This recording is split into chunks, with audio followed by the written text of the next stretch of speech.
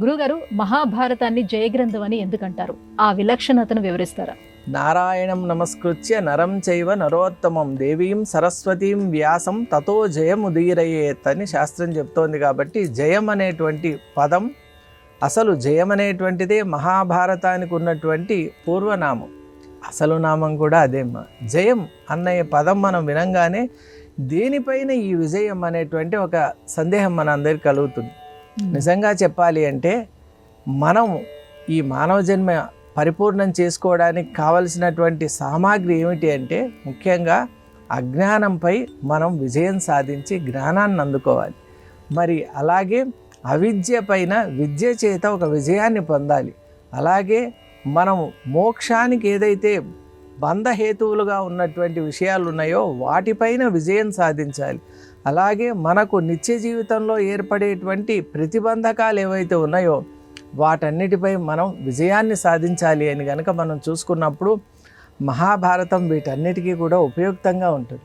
అందువల్ల నిజమైన జయం ఏమిటి అంటే ద్వైతంపై అద్వైత విజయమే మహాభారత విజయం.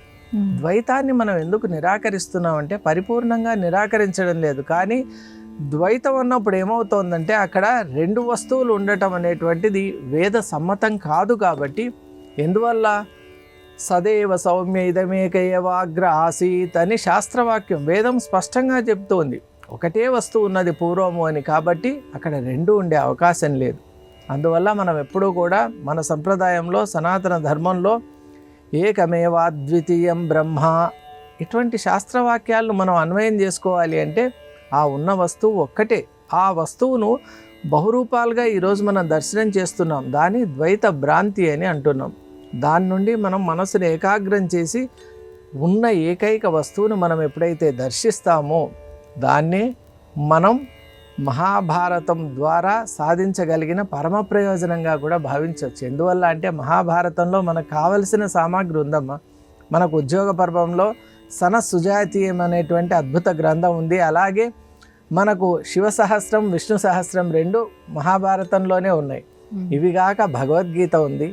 మహాభారతంలో లేనటువంటి ఆధ్యాత్మిక వస్తు సంపద ఇంకెక్కడా లేదు. కాబట్టి ఈ వస్తు సంపద అంతా కూడా మనం ఉపయుక్తం చేసుకొని మన జీవితాల్ని, మన జీవితంలో ఉన్నటువంటి ఇంతకుముందు ఏర్పడినటువంటి అనేక కళంకాలన్నింటినీ కూడా ప్రక్షాళన చేసుకోవాలి. ముఖ్యంగా ప్రక్షాళన చేసుకుంటూ పోతే సత్య వస్తువు మాత్రమే మిగిలి ఉంటుంది. కాబట్టి అటువంటి సత్య దర్శనాన్ని చేసుకోమనే మహాభారతం చెబుతోంది మాటిమాటికి.